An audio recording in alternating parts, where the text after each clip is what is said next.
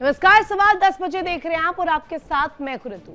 आज बात ईरान की करेंगे, जहां 131 दिन बाद पूर्व supreme leader Ayatollah Ali Khamenei को सुपुर्द खाक कर दिया गया है।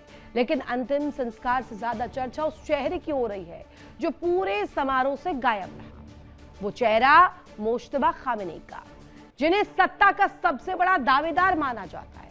अब खबर है कि करीब 4 महीने बाद मोज्तबा पहली बार सार्वजनिक तौर पर सामने आ सकते हैं। ऐसे में सवाल उठ रहे हैं कि क्या उनकी एंट्री सिर्फ एक सार्वजनिक उपस्थिति होगी या फिर ईरान की नई सत्ता का बड़ा संकेत।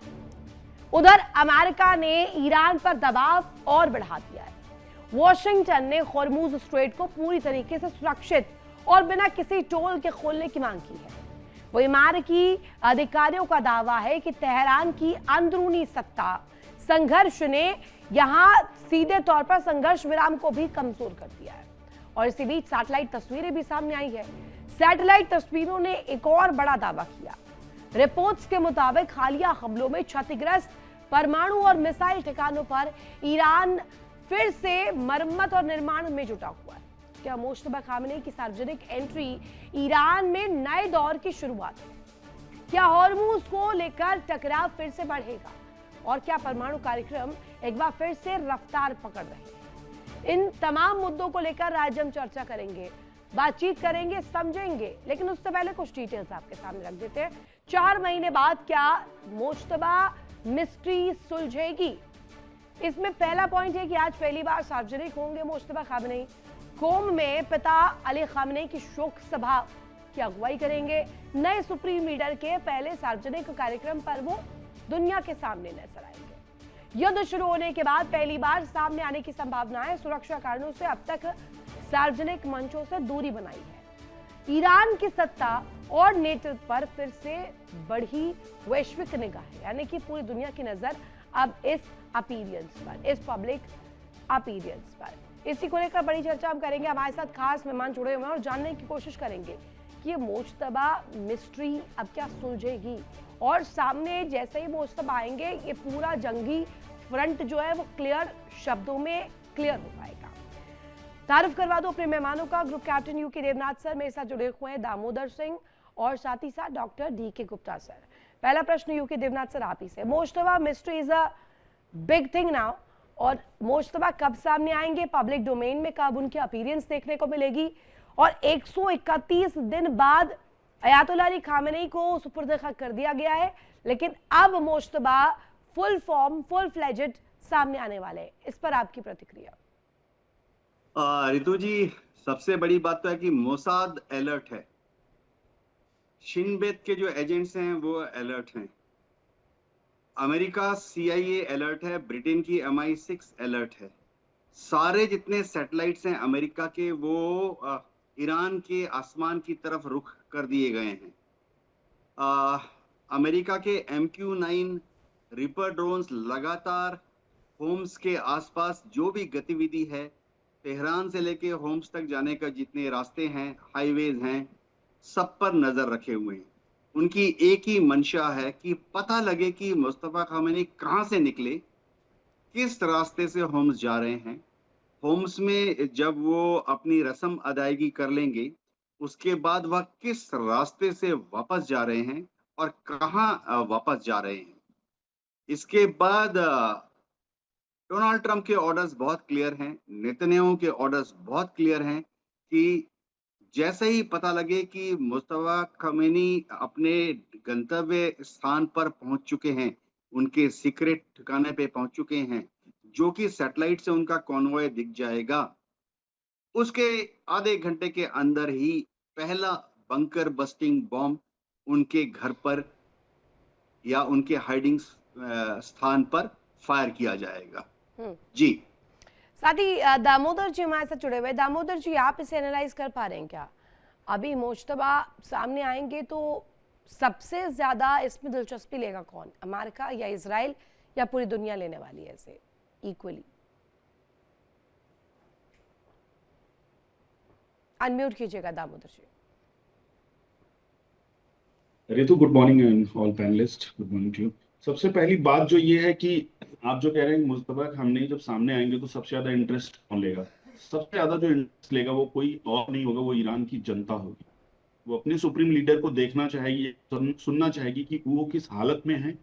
कि जो बड़ा चैलेंज अभी इस पूरी लड़ाई में रहा है कि नेतृत्व ईरान का सामने आकर कभी दिखा नहीं, अमेरिका का सामना करते हुए, उस पर बात करते हुए। आईआरजीसी की जो प्रेजेंस है वो मुस्तफा के सामने आने के बाद और स्ट्रांग होगी। वहां पर आईआरजीसी का जो वर्चस्व है वो दबदबा और बना रहेगा, और हो सकता है नीति निर्धारक के तौर पर भी आईआरजीसी आगे रोल अपना प्ले करे। इसके बाद यूएस और इसराइल डेफिनेटली उनकी नजर होगी। वो जैसा कि स्टेटमेंट पहले कई बार डोनाल्ड ट्रंप की तरफ से भी आया, इसराइल की तरफ से, कि खामनेई अभी नहीं है, खामनेई कुछ और भी बातें चली, रसिया में उनका इलाज हो रहा है। तो ये सब चीजें आज उनके सामने आने के बाद काफी हद तक क्लियर हो जाएंगी। लेकिन एक चीज जो मुझे समझ में नहीं आती कि अभी तक पिछले, अगर वो इस हालत में थे कि वो सुरक्षित हैं और वो सही हालत में है, तो उनको शुरू से लेकर अब तक जनाजे में और जितनी भी शोक सभाएं हुई जहाँ पे पूरी दुनिया के लोग आए, वहां पर वो क्यों नहीं है? तो हो सकता है कि इसमें भी कुछ अलग टेक्निक हो या स्ट्रेटजी बनाई हो ईरान ने, या मुस्तफा खामनेई के तौर पे उनके बॉडी डबल या कुछ भी ऐसा किया जा सकता है जिसकी किसी भी संभावना को नकारा नहीं जा सकता। क्योंकि नेतृत्व का जो बहुत बड़ा संकट है ईरान में वो साफ नजर आता है। ऐसी हालत में जब लगातार अमेरिका उनकी टीटी टूटने के बाद अटैक कर रहा, 80 से ज्यादा हमले उन्होंने फिर से किए हैं, इसराइल लगातार हमलों की धमकी दे रहा है, उस हालत में नेतृत्व का सामने ना आना या उनके सुप्रीम लीडर का सामने ना कहीं सवाल खड़ा करता है कि ईरान में अभी चल क्या रहा है, अंदर खाने कौन ईरान को रिप्रेजेंट कर रहा है। क्योंकि जब भी ईरान की गवर्नमेंट कोई समझौता करती, आईआरजीसी का पूरा जोर नहीं होता है तो कि वो समझौता सफल हो। बॉडी डबल किस किस लिहाज से आईआरजीसी लेके आएगी? बॉडी डबल इस लिहाज से कि कहीं खतरा ना हो जाए।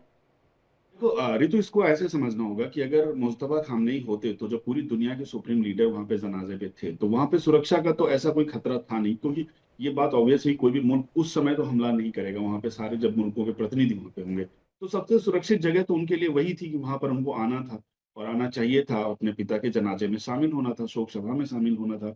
लेकिन उसके बाद सुपुर्दे खाक होने तक इराक में भी कहीं वो नजर नहीं आते हैं। तो इसका मतलब कि कुछ ना कुछ है अंदर खाने में जो कि ये ईरान सार्वजनिक तौर से एक्सेप्ट नहीं करना चाहता या बताना नहीं चाहता। बॉडी डबल का मेरा मतलब ये है कि जैसा अभी हमारे साथ यूके देवनाथ सर बोल रहे थे कि उनकी कैनवाई को ट्रैक किया जाएगा, तो हो सकता है कि इन सब चीजों को अवॉइड करने के लिए बॉडी डबल की प्रेजेंस कर दी जाए। ये बहुत आसान तरीका होता है किसी के लिए अपने राष्ट्राध्यक्ष को की सुरक्षा के लिए, और कई बार ऐसा विश्व पटल पे हुआ भी है कि बॉडी डबल का यूज किया गया है।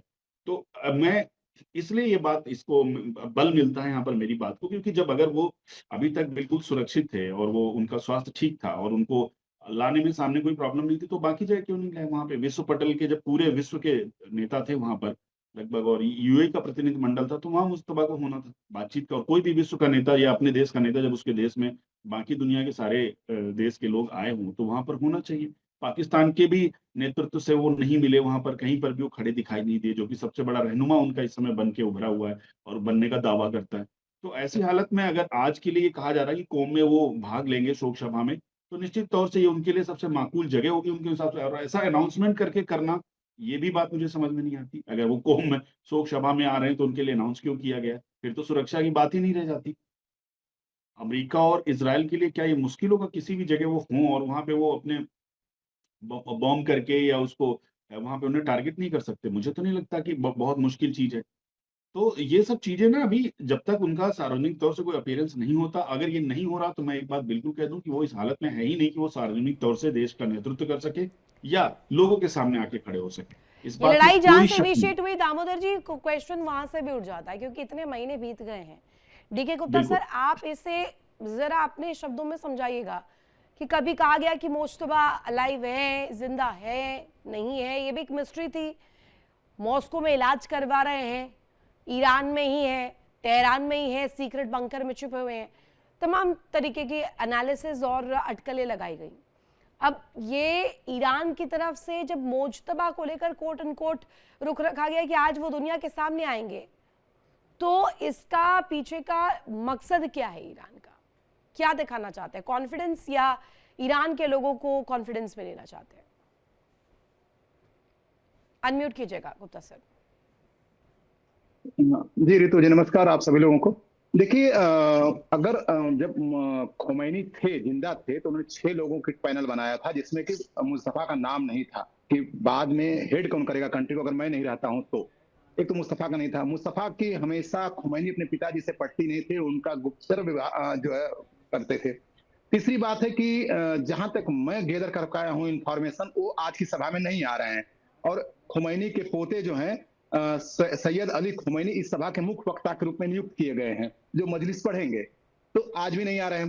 पहली बात, 3 महीने से लगातार ईरानियन जनता इनको कार्डबोर्ड लीडर मान रही है और अपने नेताओं से पूछ रही है कि मुस्तफा के बारे में सार्वजनिक करो कि एक्चुअली है कहाँ पे।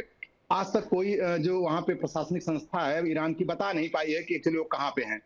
और उसके बाद अगर एक चीज और देखेंगे कि आईआरजीसी, अगर मुस्तफा कमजोर होते हैं तो क्या उस स्थिति में कोई अपना एक लीडर आगे बढ़ाने की कोशिश करेगी, ताकि इस परिवार नाता तोड़ के मैं खुद अपना एक चीज बनूं, क्योंकि सबको अपने राजा बनने की ख्वाहिश रहती है, बस पोजीशन पाने का, और उसके पास एक पीछे से बैकअप प्लान होना चाहिए।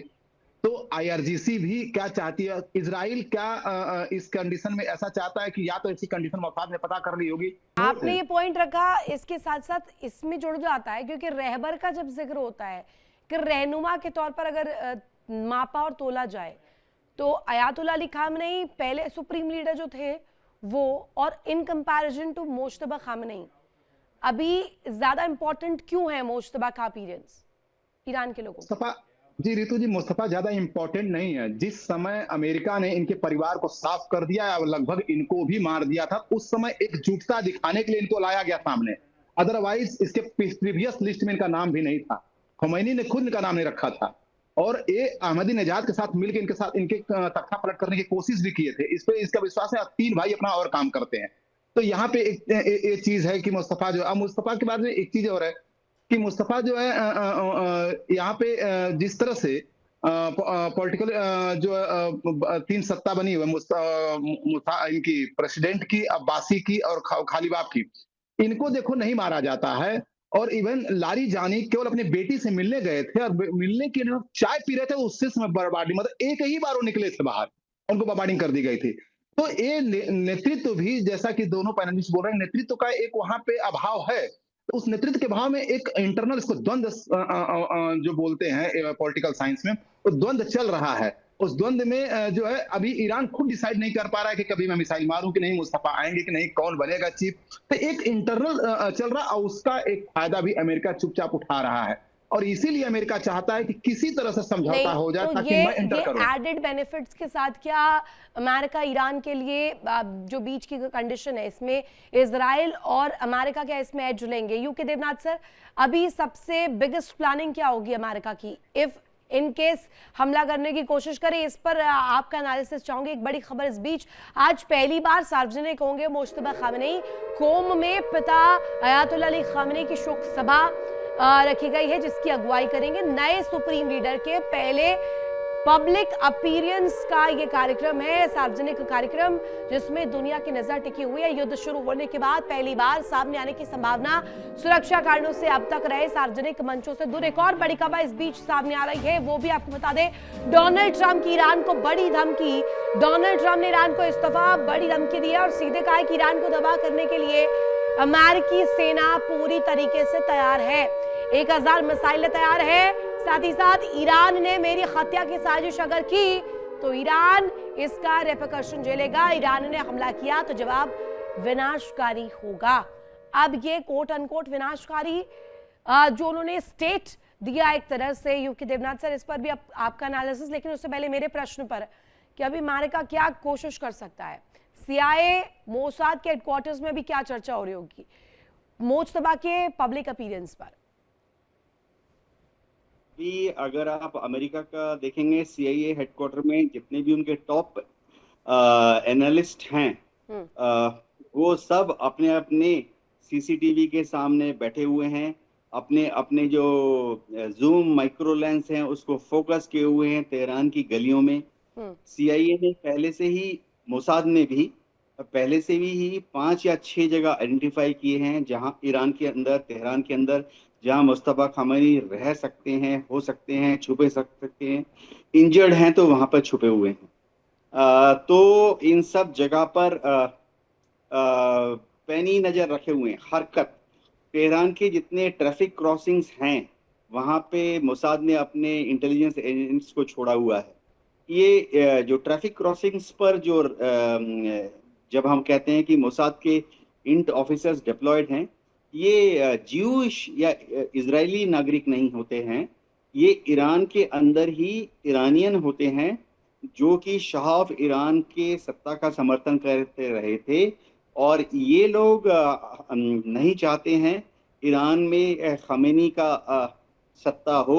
ये खमेनी सत्ता को विस्थापित करके अमेरिकन सत्ता वापस लाना चाहते हैं। ये लोग जो हैं इंटेलिजेंस देते रहते हैं। तो जैसे ही मुस्तफा खामेनी कहीं से भी निकलेंगे, अलग अलग ट्रैफिक चौराहे से गुजरेंगे, वो उनको रिपोर्ट करते रहेंगे। देखिए, मैं अपने एक्सपीरियंस से बोलता हूँ। जो फोटो इंटरप्रिटेशन होती है उसमें एक सिस्टम होता है जिसमें आप पहले वाले फोटो से अभी वाले फोटो को कंपेयर करके एलिमिनेट करते हैं, वो फोकस में ले आता है। ये सॉफ्टवेयर बहुत ही आसानी से मिल जाता है। इसका जो मिलिट्री वर्जन है वो ज़्यादा प्रिसाइज होता है। तो लाखों फोटो ईरान की गलियों के और ट्रैफिक क्रॉसिंग्स के वो कंपेयर करती है अमेरिका के CIA के जो सैटेलाइट इन फीड है, जिसमें पहले वाले फोटो और अभी वाले फोटो में क्या फर्क है उसको उजागर करते, एनहांस करते। ये किसी भी फोटो इंटरप्रेटर के पास आप जाएंगे तो आसानी से कर देंगे। मैंने भी एयरफोर्स में बतौर फोटो इंटरप्रेटर काम किया है। मैं पायलट था, लेकिन सभी पायलट को फोटो इंटरप्रिटेशन का सिखाया जाता है।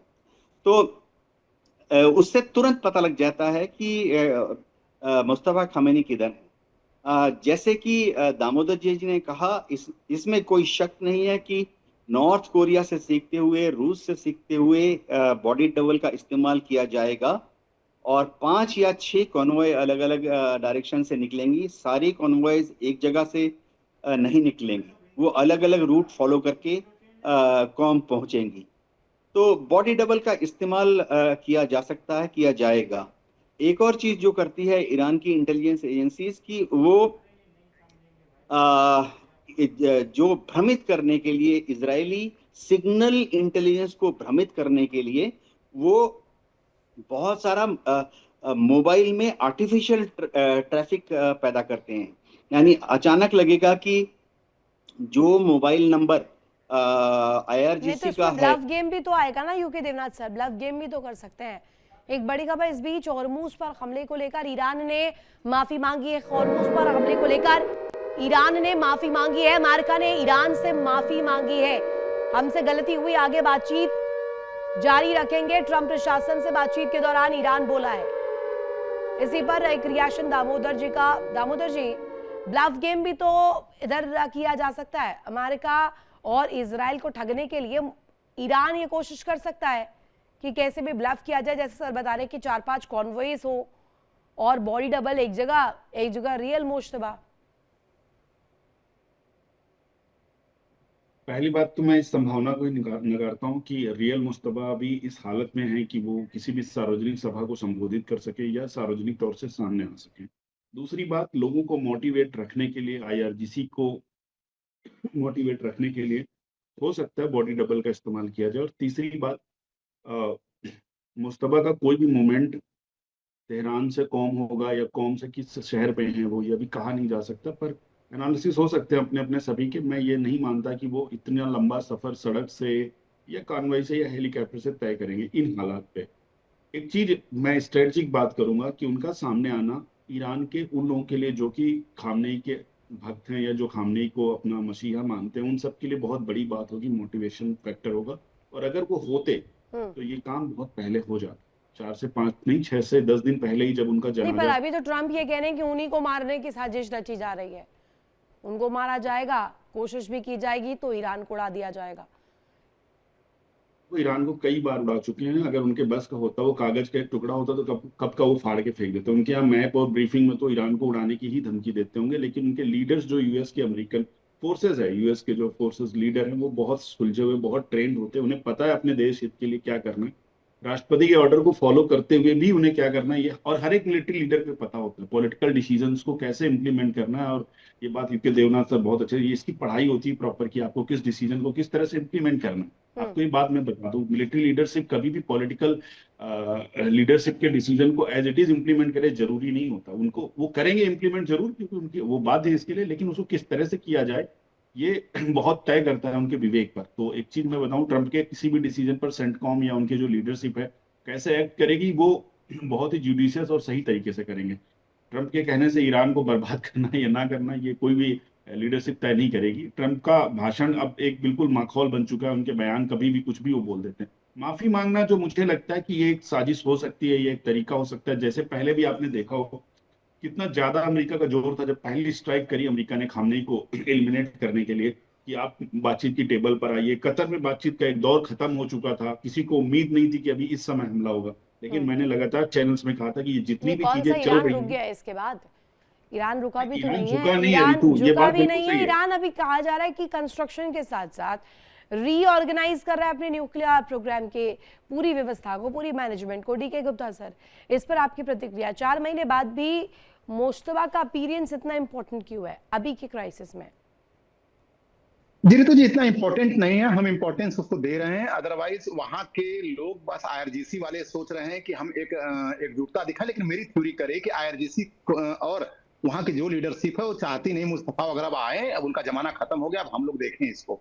और उसकी भी एक गलत वहां पे चीजें थ्योरी चल रही है।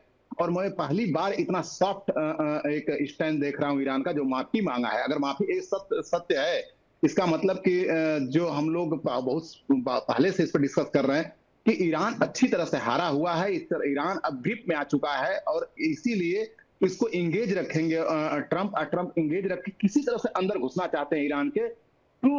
इस जो डील हुई है उसमें कुछ पैसे लगाना चाहते हैं, अपने इंजीनियर लगाना चाहते हैं, इंजीनियर के रूप में CIA और मोसाद के लोगों को लगाना चाहते हैं ताकि वहां चेंज कर सके। तो यहाँ पे मुझे लग रहा है कि जो मुस्तफा है एक प्रकार से जस्ट टाइम बाई है। और मैं जो न्यूज रीड कर पा रहा हूँ कि वो नहीं आ रहे हैं, उनके पोते जो हैं मुस्तफा खुमैनी के उनके पोते जो हैं वो उसके मजलिस को पढ़ेंगे। ये रिपोर्ट मैं दो चार जो CNN पर और हर जगह रिपोर्टर्स पे देख रहा हूँ और अल जजीरा पे भी देख रहा हूँ कि वो शायद नहीं आ रहे हैं। इसका मतलब कि इस थ्योरी को और गंभीर कर देती है कि वो सच में एक बड़ी खबर आ रही है डीके गुप्ता सर, वो भी दर्शकों को बता दें। मार्की मीडिया के हवाले से इस वक्त बड़ी जानकारी, तालेकान 2 परमाणु परिसर में पुनर्निर्माण कार्य भी शुरू हो चुका है।